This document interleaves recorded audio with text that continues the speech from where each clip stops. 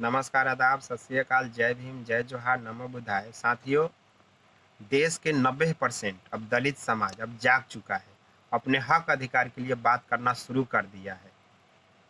जी हाँ, आप लोगों को बता दें कि एससी एसटी ओबीसी समाज, दलित समाज, मुस्लिम समाज, आदिवासी समाज, देश के तमाम 90% दलित समाज अब चाहता है कि जाति जनगणना हो, पता चले कि किसका कौन हक अधिकार खा रहा है। आखिर जाति किसने बनाया है? जाति आरएसएस के लोगों ने बनाया।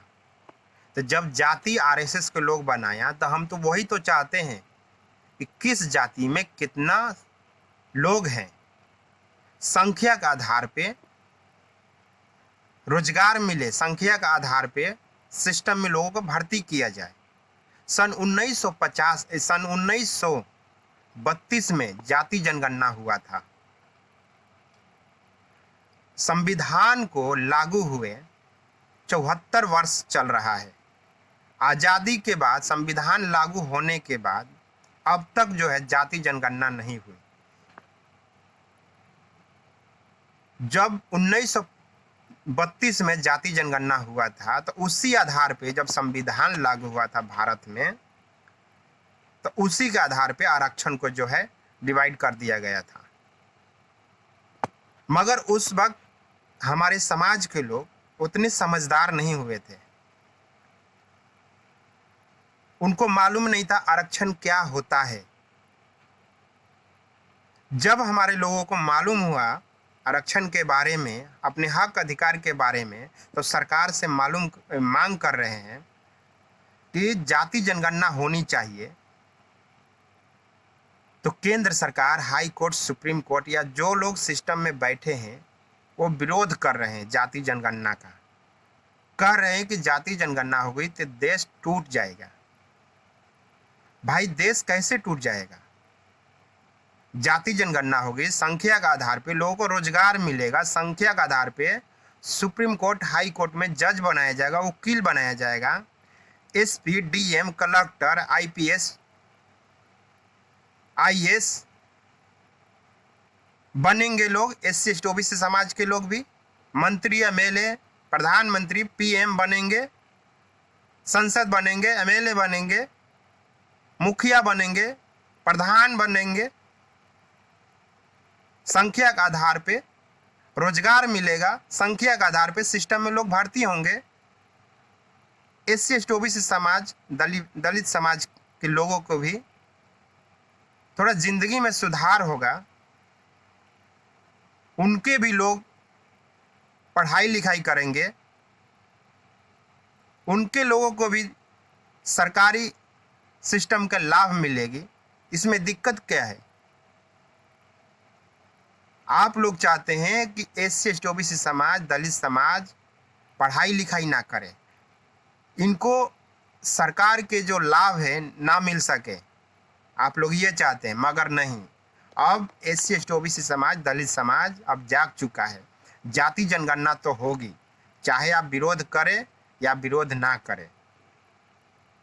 आप इसलिए विरोध करते हैं, केंद्र सरकार, हाई कोर्ट, सुप्रीम कोर्ट या मनवादी विचारधारा के लोग इसलिए जाति जनगणना का विरोध कर रहे हैं कि भांडा फूट जाएगा, आपका धंधा जो है बंद हो जाएगा, आपका जो बिजनेस चल रहा है वो बंद हो जाएगी। सिस्टम में जो आप लोग हावी हो रखे हैं, हावी है सिस्टम में, जो आप ही के समाज के जो लोग भरे हैं, आप ही के समाज के जज है, आप ही के समाज के वकील है।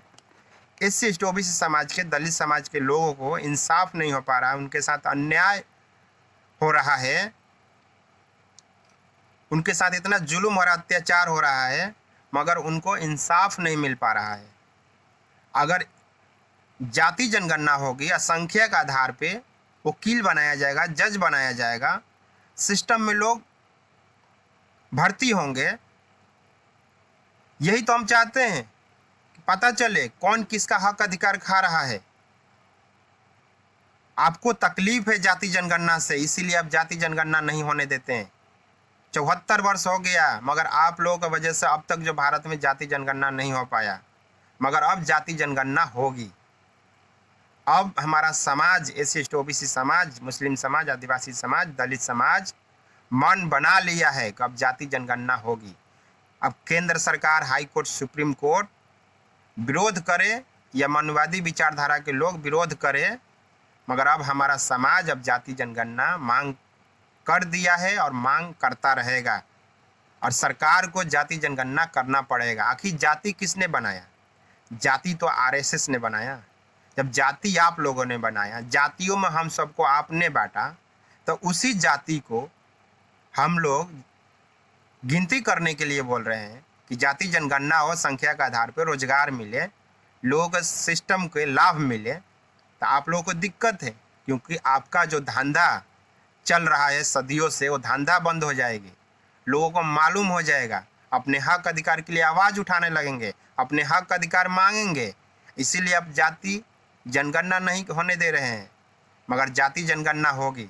साथियों, आप सब भी अपने मोबाइल से एक वीडियो बनाइए, इंस्टाग्राम, फेसबुक, ट्विटर, यूट्यूब पर छोड़िए, शेयर करिए, सरकार से मांग कीजिए कि नई जाति जनगणना होनी चाहिए। संख्या के आधार पे रोजगार मिलना चाहिए, संख्या के आधार पे जज बनना चाहिए, संख्या के आधार पे IPS, IAS, SDM, DM, collector बनना चाहिए, जज बनना चाहिए, वकील बनना चाहिए।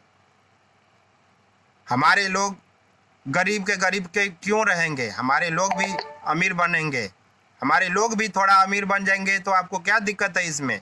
आप चाहते हैं कि जीवन भर हम गुलामी करता रहे आपका? ऐसा नहीं हो सकता है। अब हमारा समाज भी